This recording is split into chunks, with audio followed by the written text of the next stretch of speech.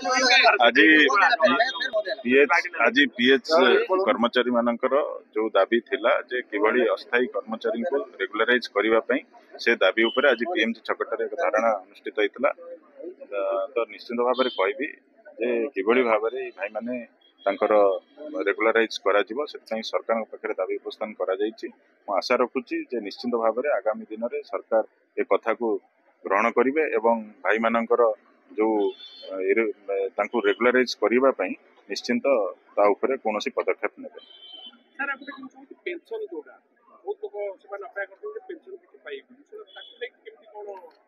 निश्चिंत भाव में आज आपण मैंने देखु जो दरम माने प्रत्येक आवश्यक जिनसर दर जो रेट बढ़ी चली आखि आगे देखिले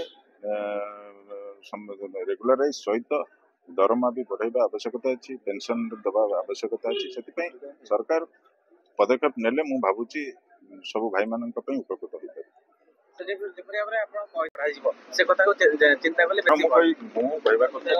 भाव में आगु आहरी भल हम जहाँ विगत दिन में आगु आहरी भल हेले आम निश्चित भाव में भावु सरकार चेंज परिवर्तन हो कि गोटे भल कम कर आम सरकार पाखे जो दाबी रखाई से दाबी को आम उपस्थापन करने।